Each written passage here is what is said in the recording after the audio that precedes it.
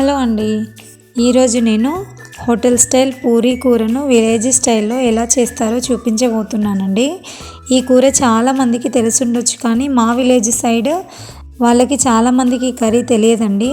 అందుకని ఈరోజు చాలా ఈజీగా ఇంట్లోనే హోటల్ టేస్ట్ వచ్చేలా ఎలా చేయాలో చూపిస్తాను.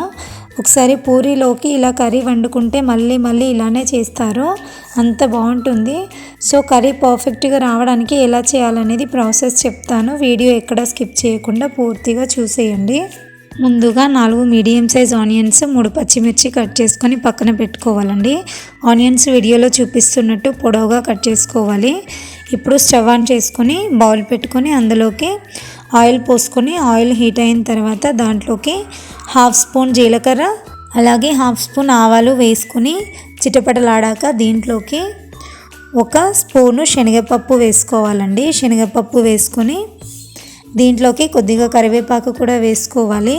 అలాగే 1 ఎండుమిర్చి వేసుకొని పచ్చిమిర్చి కూడా వేసుకొని ఒకసారి మొత్తం అంతా కలిపేసుకోవాలండి. ఇలా కలుపుకొని ఇవి కొద్దిగా ఫ్రై అయిన తర్వాత దీంట్లోకి కట్ చేసి పెట్టుకున్న ఆనియన్స్ కూడా వేసుకోవాలండి. ఆనియన్స్ కూడా మొత్తం అంతా ఒకసారి కలుపుకోవాలండి. టేస్ట్ చాలా బాగుంటుందండి పూరీ కర్రీ, మీరు కూడా ట్రై చేయండి. ఇప్పుడు దీంట్లోకి 1/2 స్పూన్ పసుపు అలాగే టేస్ట్ని పట్టి సాల్ట్ కూడా యాడ్ చేసుకోండి. యాడ్ చేసుకున్న తర్వాత మొత్తం ఒకసారి కలిపేసుకొని ఇలా కలుపుకున్న తర్వాత మూత పెట్టేసుకొని ఒక 3 నిమిషాల పాటు మీడియం ఫ్లేమ్లో ఉడికించుకోండి. 3 నిమిషాల తర్వాత మంచిగా ఉడికిపోతుందండి ఆనియన్స్.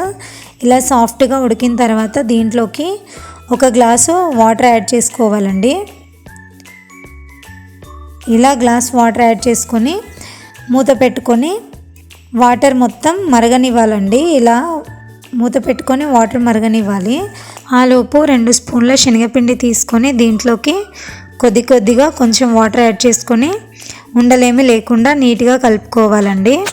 శనగపిండితోటే పూరీ కర్రీకి చాలా టేస్ట్ అనేది వస్తుందండి, థిక్నెస్ కూడా వస్తుంది ఈ శనగపిండి వల్ల.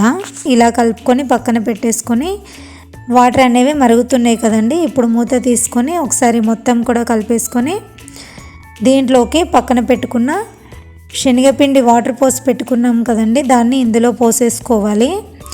ఇలా పోసుకొని మొత్తం కూడా ఒకసారి కలిపేసుకొని ఒక 4 నిమిషాలు మీడియం ఫ్లేమ్లో ఉడికించుకుంటే ఉడికిపోతుందండి.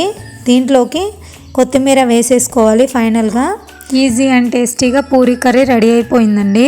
మీరు ఇంతవరకు ఇలా ట్రై చేయకపోతే ఒకసారి ట్రై చేసి ఎలా వచ్చిందనేది కామెంట్ సెక్షన్లో కామెంట్ చేయండి. ఫస్ట్ టైం మీరు కనుక నా ఛానల్ చూస్తున్నట్టయితే లైక్ చేసి షేర్ చేసి మరిన్ని హోమ్ స్టైల్ వీడియోస్ కోసం నా ఛానల్ తప్పకుండా సబ్స్క్రైబ్ చేసి పక్కనే ఉన్న బెల్ ఐకాన్ కూడా క్లిక్ చేయండి. Thank you for watching.